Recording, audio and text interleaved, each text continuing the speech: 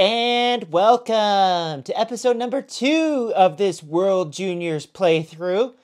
And here we are, we're playing against Austria.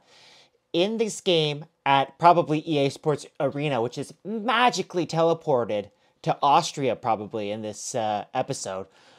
Because you can just jump all over the place. EA Sports does not have the tournament in one location.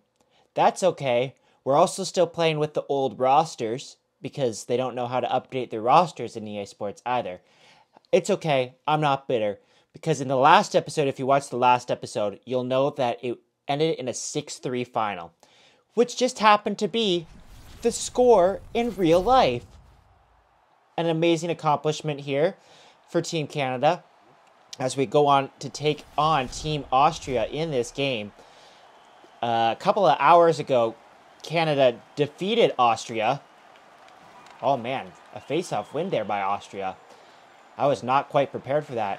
I believe it was an 11-2 final for the Canadians in that game against Austria. Another thing that I don't like about the EA Sports Arena is that it's a international size ice. And obviously right now at Rogers Arena, they are, or Rogers Place, I still can't remember what exactly it's called! Austria scores! Oh my! Lucas Thaler, his first goal of the tournament,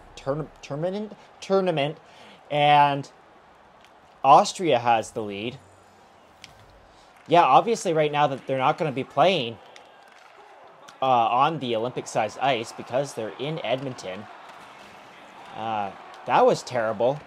Yeah, it was 11-2 tonight against Austria. And it was because of a great performance by the young 16-year-old Connor Bedard. There's a shot, rebound, take it to the net. But it's stopped there by the Austrian goalie. Connor Bedard, 16 years old, 4 goals on the night. And it's funny because he kind of started on the 4th line. Here's Krebs in. Krebs with a man going to the net. He's going to peel back. Krebs. Yeah, Connor Bedard is like going to be the next best thing. And it's funny because his name's Connor, and the best hockey player right now in the National Hockey League is Connor McDavid. We just took a boarding penalty or a charging penalty here. We're going to call it boarding. And Team Austria is going to go to the power play as Harley goes to the box. Yeah, and Team Canada also has Shane Wright on their team right now, who's expected to be the #1 draft pick in this upcoming draft. He hasn't done much, though. So it's kind of interesting that the draft pick from who's expected to be #1 in 2 years, nice stop there. The #1 draft pick Connor Bedard in 2 years' time probably is lighting up the tournament so far. First Canadian player, 16 years or younger, to have a hat-trick in the tournament since Wayne Gretzky in '77. Which is absolutely crazy. Nice stop there by Gauthier. He'll hold on to the puck with 36 seconds remaining in the Austrian power play. Wayne Gretzky, never heard of him. No, I'm just kidding. He turned out to be a pretty good hockey player. Not as successful as a head coach, but hey. How can you be successful in Arizona? Nice play there by Cole Perfetti to take it to the puck, or to take the puck to the net. And that's turned away there.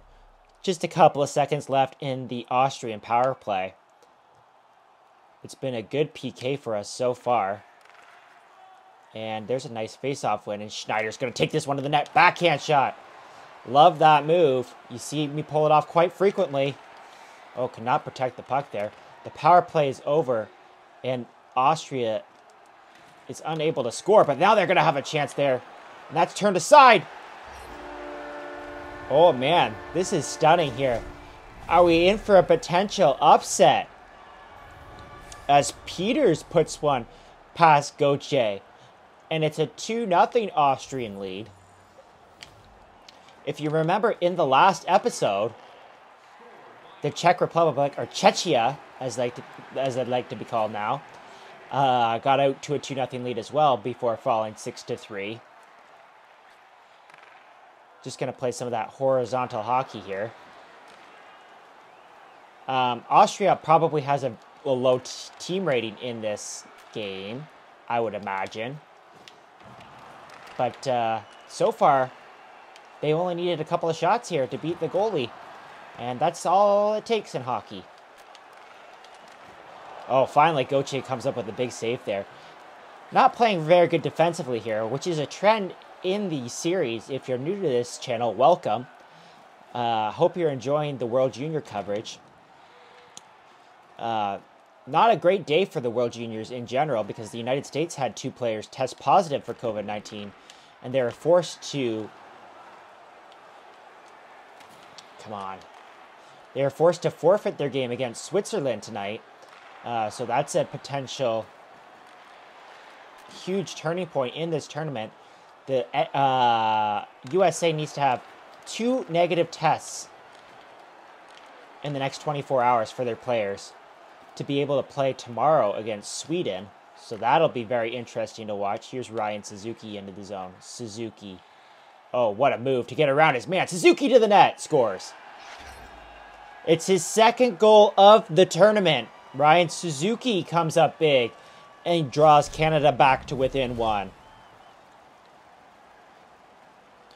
You saw there, I was given a little bit of time and space, which is all I need to take the puck to the net. Tried to lead the guys in there off the draw, but did not work, and we're going to play a little bit of horizontal hockey here. Back and forth, back and forth.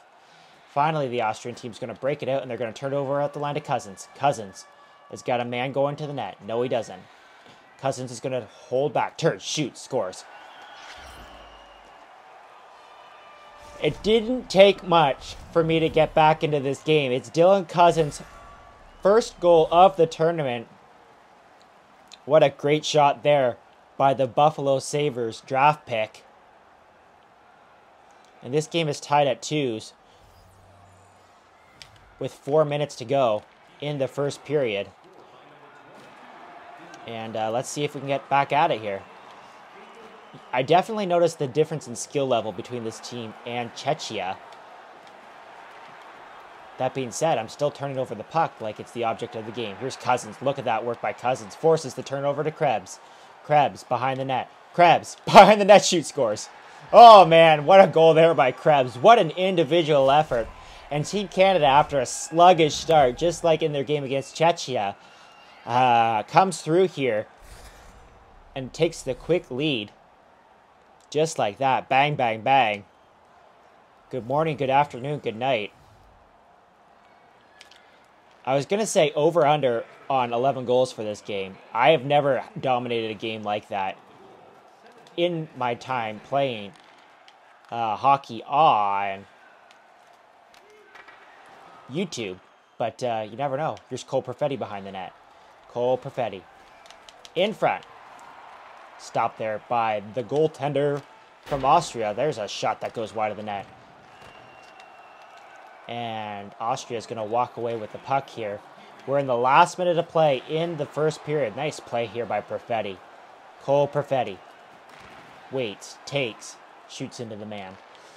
Yeah, so hopefully the United States is going to be able to produce those negative tests so they can play tomorrow. If not, they're more than likely out of the tournament. And if they're out of the tournament, that's not necessarily a bad thing this year. In previous years, they would have been relegated, but the IIHF said because of the COVID situation and the potential for positive tests out there that they would not be relegating anybody this year.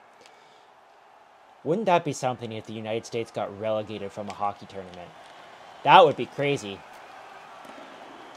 So hopefully for Canada, they're able to stay healthy throughout this whole tournament.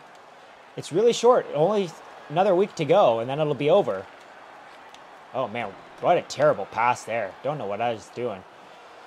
So 1 week to go. If I was head coach Dave Cameron, I would be telling my players, just go home, go to your hotel room, and just stay there. Don't risk it. It's your one chance at trying to win a big tournament. It's probably going to be your only chance to play in a tournament. like this. Some players will be back next year. But don't let this opportunity slip by the wayside. That's what I'd be telling my players. Fortunately, I don't have to give that message to my players here because this is a COVID-free world in NHL 22.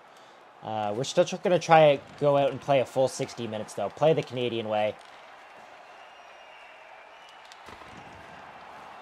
If they had music in this game, there's an odd man rush that we gave up. That's not ideal. If we had music in this game, Hey Baby would definitely be our goal song, just like in real life. Oh man, there's a shot. I'm not sure if it got the leg there of Wimmer or not. Battling along the puck, the boards here. Heard the audio drop there a little bit again. Not quite sure why it's doing that. Hopefully it corrects itself, and hopefully I don't have these issues with the game constantly crashing. Thinking about getting a new computer, but we'll see how long that lasts. That'll definitely help with my processing issues. Nice play to the net. Could not finish it though. We're definitely not dominating this game like the Canadians did in real life. There's a nice play. Gauthier is going to cover that puck before it becomes too much of an issue. Another turnover at the line. It's difficult for me to pronounce these Austrian names. I just have no idea. Here's Quinn through the zone. Quinn stops up, checks up, takes the puck to the net, shoots. Nice stop there by the Austrian goalie. Quinton Byfield to the net. Oh, man, Kohler made a great save there as the puck was on the line. And they're stretching it out again. But it's turned over. Straight up the middle. Here's Quinn. Quinn shoots. Stopped there by the Austrian goalie. Quinton Byfield is all over that puck. He stops, turns, goes behind the net. Brings a man with him. Quinton Byfield waits. Comes in. Wow. Oh, look at that move. What a great move by Quinton Byfield. And he's going to do it again. No, he's not. Oh, I almost took it to the net and tucked it in. But it did not work. And back come the Austrians. Stood up there at the line. Here comes Newhook into the zone. Newhook waits, turns, walks around his man, finds his man in front. No, Peltier. Shot maybe hit the side of the net, maybe hit the goaltender, not too sure. Drysdale stepping up there. Jamie Drysdale fighting for that puck. Can't quite get there, and the Austrians will dump and chase into the zone, and they're first onto the puck, but Byram will pick up the puck there on an interception. We're going to go straight up the middle here. Here's Suzuki. He got the goal scoring started for Canada in this game, but he turns the puck over. It was a 2-0 Austrian lead. If you're just joining us, of course, you're probably not joining us in the middle of this video because it's a YouTube video, but that's what the broadcasters like to say. There's a shot that goes wide of the net. It was 2-0 Austria early on, and we've come back with 3 quick ones, but haven't been able to generate anything since. It was probably like 3 goals in like 3 minutes there. And part of the reason we haven't generated anything is because of my terrible passing, and there is a perfect example of it as the puck is iced.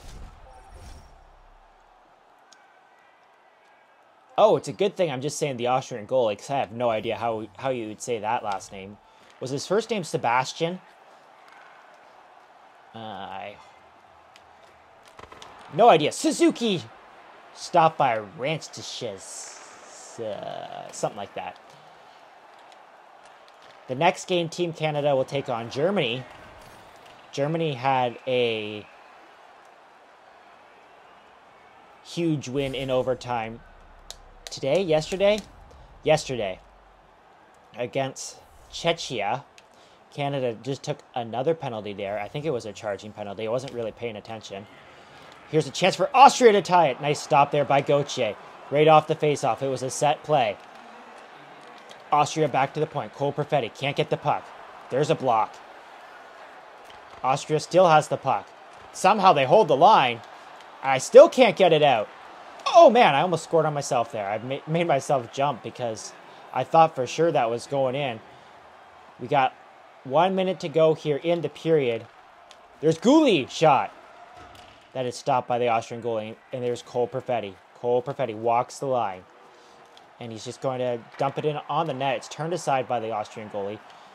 This is great penalty work here by Cole Perfetti. And he's going to take it out front. Oh, he missed the net on the backhand shot. Obviously, EA Sports has adjusted there. I scored a couple of goals like that earlier in this game. Unable to bury another one. Shots are only 20-11. I was going to say earlier, the shots aren't on the scoreboard bug here in NHL 22. That's probably an upgrade that's coming in future years. You'd have to imagine. Because it's pretty much what every broadcaster does now when they broadcast hockey, is have the shots up there, even though it's kind of an irrelevant stat. That being said, Canada had 60 shots tonight against the Austrians, which is very impressive, regardless of who you're playing. Looks like the penalty is over there. Shot goes wide there. Doesn't look like we're going to match the 11 goals that Canada scored against the Austrians in real life. But this has been an impressive showing for us, battling back.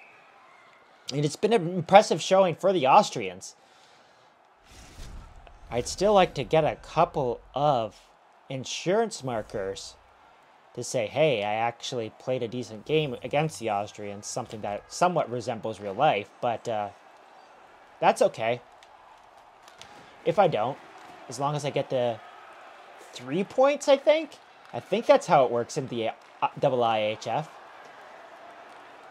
Because we want to try and win our group, Group A, or is it Group B? I'm not too sure. I think it's Group A. Because I'm not sure. USA won last year, which means they should be in Group A, right? And then Canada's in Group B because they lost? I don't know. I don't remember. It's not that important. Here's Byram. Rips it wide. What a rip there.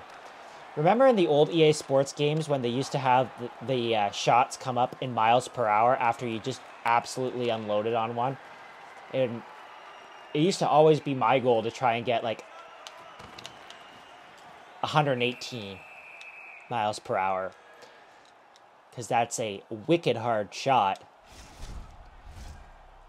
They don't have that in these games now. They're trying to be as realistic as possible, which is cool. A lot of the earlier NHL games were very gimmicky.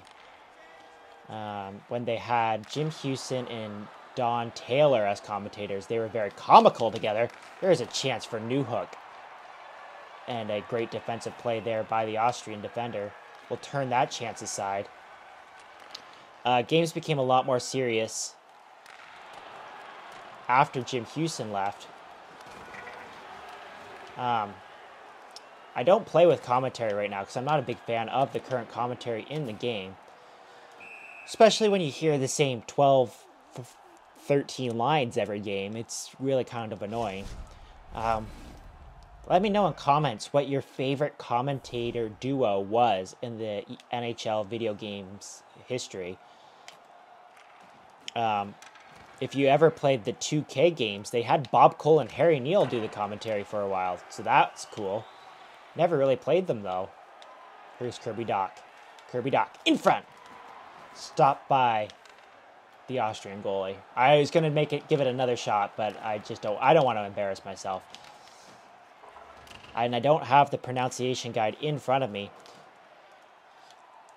Like, full shout out to Gord Miller and Ray Ferraro, who do the broadcasts every single year, learning all the new names and all the players for... Because the changeover is constant every single year. All the pronunciations, like, it's incredible what they have to do. And they try and accommodate every player. There's a shot off the post by Kirby Dach.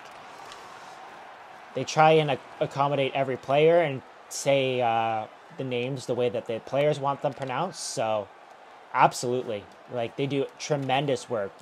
We're very lucky in Canada to have two talented broadcasters like that. Like I said, I think in the last episode, I truly, honestly believe that Ray Ferraro is the best color commentator in the National Hockey League.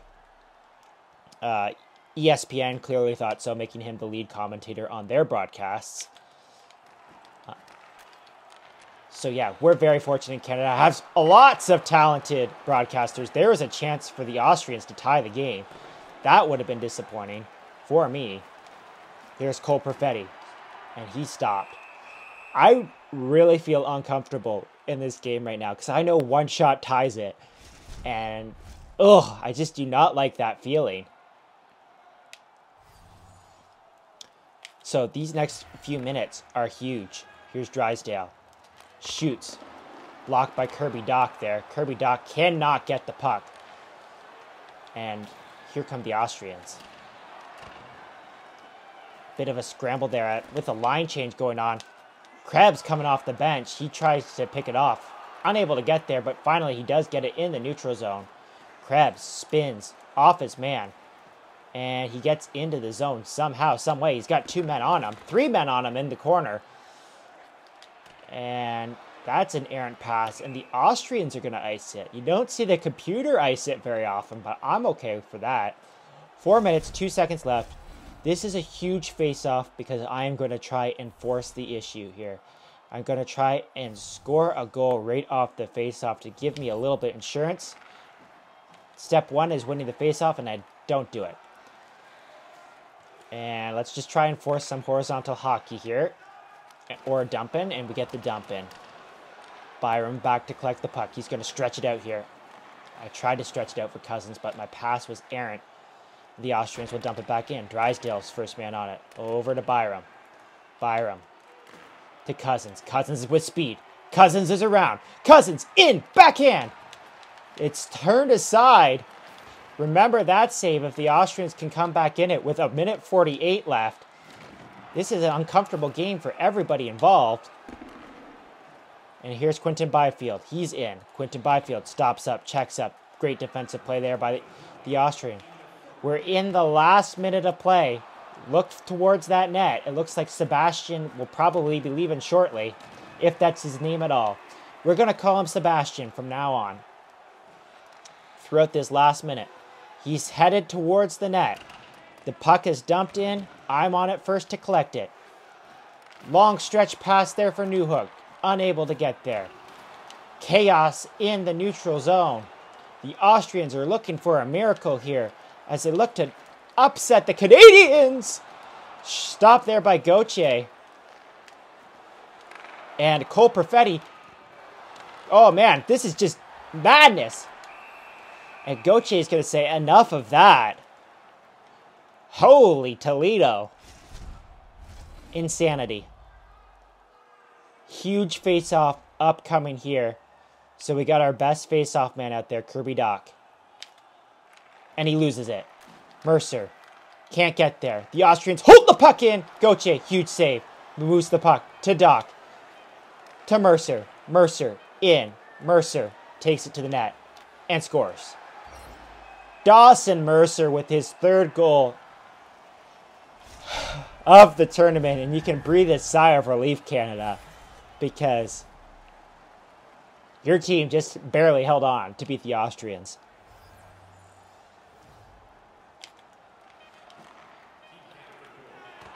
In real life, Canada beat the Austrians handily, but in the video game world, it was a struggle to the very end. Team Canada only played well in this game for about 3 minutes when they scored 3 consecutive goals to take the lead after falling behind 2-0. And from then on, it was a pretty even affair before Dawson Mercer put it away to seal the deal. Canada moves to 2-0 in this World Junior simulation, just like in real life. Huge test upcoming against Germany, because if this was a challenge, Germany's sure to be a challenge. And after that, we got Finland.